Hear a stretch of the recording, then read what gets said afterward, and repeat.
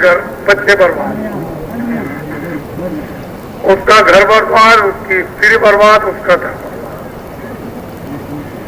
जो कोई भी शराब पिएगा वो बच्चों को मारेगा, स्त्री को मारेगा, माँ बाप को मारेगा, भाइयों को मारेगा, अड़ोस पड़ोस को और गाली गलौज। जो कोई भी शराब पिएगा झूठ बोलेगा, धोखा देगा, बेईमानी करेगा और वादा खिलाफी करेगा। जो कोई भी शराब पिएगा वो चोरी करेगा और डकैती करेगा और कत्ल करेगा और कत्ल कर देगा। आपके पड़ोस में कोई भी शराब पीता हो, अगर उसके बच्चे और स्त्री दुखी ना होते हो तो मुझे बता, सुख में रहते हो तो मुझे बता दीजिए आप। और फिर मेरी प्रार्थना है इसको छोड़ दो। ये आपके न हित में है, न शरीर के हित में, न परिवार के हित में, न बच्चों के हित में है, न आत्मा के हित में, न लोक के हित में, न आपकी कीर्ति के हित में, न परलोक के हित में, किसी तरह का आपके हित में है ही नहीं। इसको आप छोड़, ये मेरी अपील है। मैं कोई तो जुल्म जोड़ तो कर नहीं सकता, क्योंकि मुझे भी कहने का अधिकार है, ये बुरा है, अच्छा आपको अधिकार है उसको मानना न मानना। तो मैं इतनी अपील तो कर ही सकता हूँ, प्रार्थना तो कर ही सकता हूँ। दिन में आप खेती करो, दुकान करो, दफ्तर का काम करो, बच्चों की सेवा करो और शाम को भगवान का जिस तरह से बता दिया जाए 5 मिनट, 10 मिनट, 15 मिनट बैठ कर सुबह शाम को लेट कर खेत में, खलिहान में, जहां कहीं भी समय आपको मिल जाए और भगवान का भजन। अगर तकलीफ में चली जाए तो मुझसे कहना, लेकिन कहोगे कि मैं ये काम नहीं करूंगा तो शास्त्रों का निचोड़, धर्म पुस्तकों का निचोड़, मजहब किताबों का निचोड़, कि जीवन के कष्ट, कलेश, दुख, शोक, संताप, लड़ाई झगड़ा बिना हरि भजन के नहीं जाती, हो जाएगी। और ये कहो कि खाली पेट भरने के लिए चिल्ला रहे हो तो तुमसे अच्छे जानवर हैं, तुमसे अच्छे पंछी हैं। उनकी किस्मत में, उनकी प्रारब्ध में वो भोजन रखा हुआ है जो उड़ कर जाते हैं और पेड़ों पर बैठकर, मैदान में बैठ कर के कर लेते हैं और पेट भर लेते हैं। और तुमको ये पंचभौतिक मनुष्य शरीर दिया और बुद्धि दी है और तुमने अपनी प्रारब्ध को ठोकर मार दी, किस्मत को खो दिया।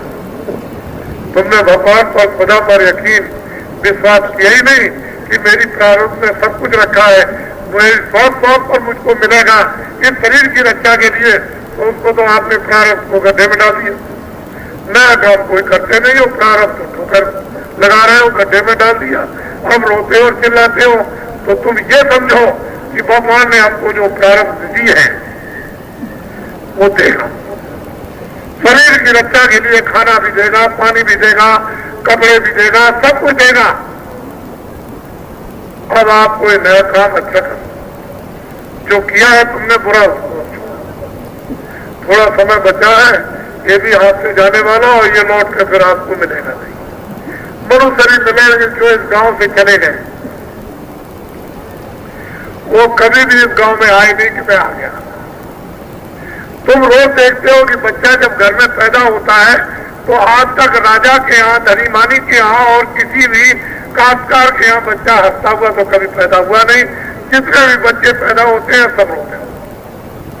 क्या तुमने अपनी बुद्धि से सोचा कुछ लेके आया, कुछ जाति लेकर आया, कुछ भाषा लेकर आया, कुछ पहचान लेकर आया, कुछ सुनना लेकर आया, कुछ समझना खा रो रहा, चिल्ला रहा, काहे में चिल्लाता है, दर्द पीड़ा में चिल्लाता। तुम बड़े नादान और पागल निकल गए कि संसार को समझने की, जड़ चीजों के समझने की तुमको बुद्धि दे दी और फिर चिल्लाने लगे मेरी। वो ऐसा मतलब नादान है कि जाते वक्त में एक मारेगा पीछे से ठोकर, तुम गिर पड़ोगे।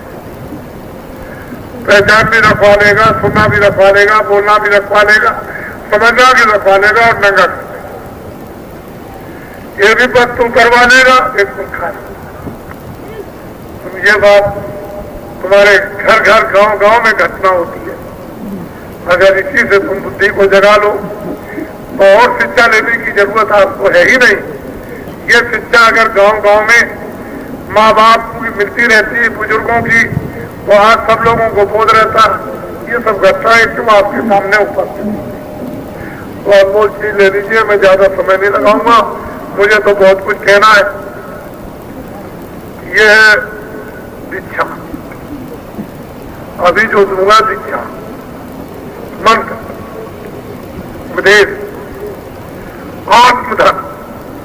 अब ये कलयुग में ना दीक्षा है, ना वो मंत्र है, और ना गुरु दीक्षा है, और ना उपदेश है, ये है नामदान।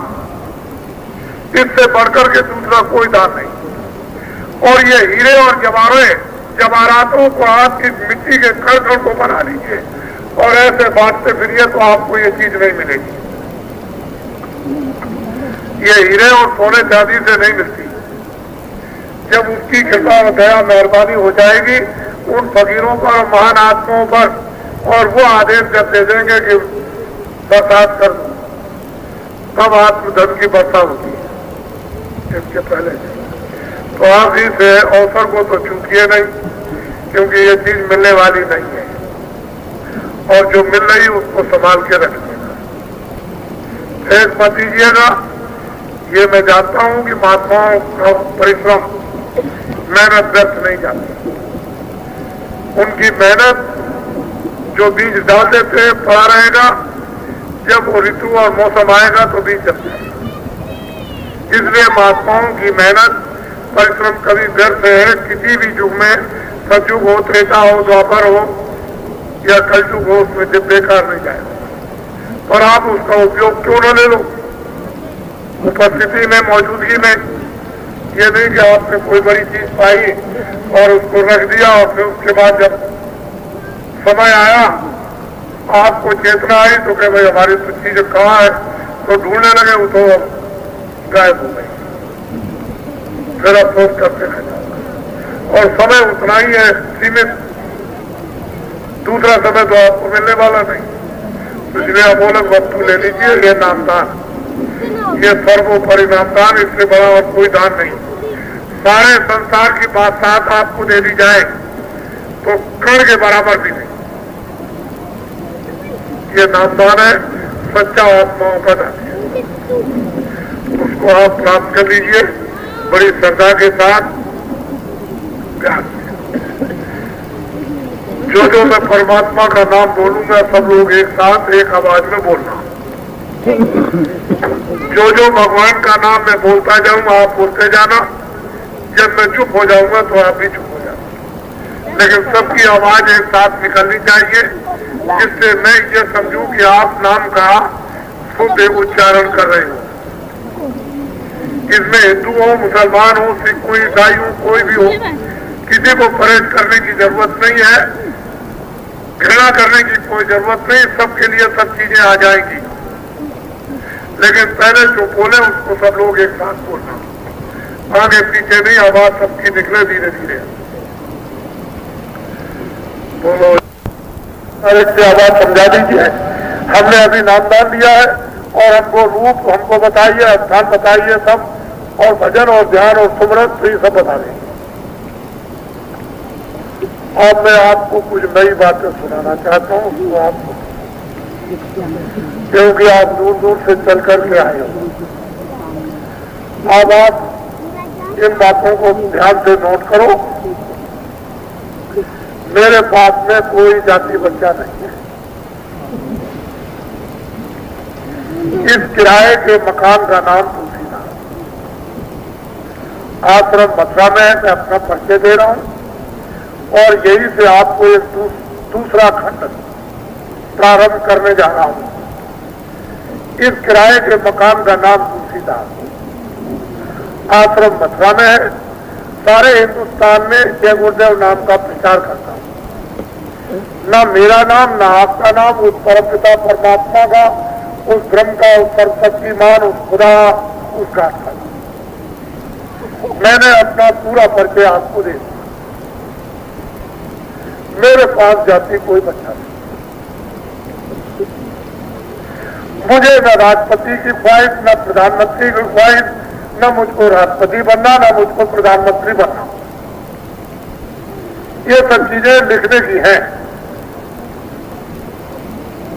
मेरे पास कोई बच्चा नहीं है, कि मैं झूठ बोलूंगा, धोखा दूंगा, बेईमानी करूंगा, चोरी करूंगा, वादा खिलाफी करूंगा, आपको ठगूंगा, आपको धोखा दूंगा, आप पर डकैती डालूंगा। मेरे पास कोई बच्चा नहीं, मैं सतत बैठा हुआ हूं। मैं तो ये समझता हूं कि ये जितने भी खड़े और बैठे हैं सब मेरे बच्चे हैं। आत्म दृष्टि से, ज्ञान दृष्टि से तो आप मेरे सब बच्चे हैं। व्यवहारिक दृष्टि से आप अपने माँ बाप के बच्चे। व्यवहारिक दृष्टि से तो मुझे आप अपना दोस्त बना लो, तुम मेरे दोस्त बन जाओ, लेकिन ज्ञान दृष्टि से तो तुम बच्चे हो, मैं आपको अपना बच्चा। अब यहां से मैं शुरुआत करता हूं। मैं उस जमाने का आदमी हूं जब अंग्रेजों का राज था। मैंने अंग्रेजों के राज को, उनके अधिकारियों को, कर्मचारियों को, उनकी व्यवस्थाओं को, उनके न्यायालयों को होश में देखा, बेहोशी में नहीं। उनके राज में 1 रुपए चांदी का 60 किलो गुड़, 60 किलो चना, 60 किलो चावल बाजार में बिकता था। मेरे पूरे होश में 6 पैसा तोला चांदी बिकती थी। मेरे पूरे होश में अच्छी तरह से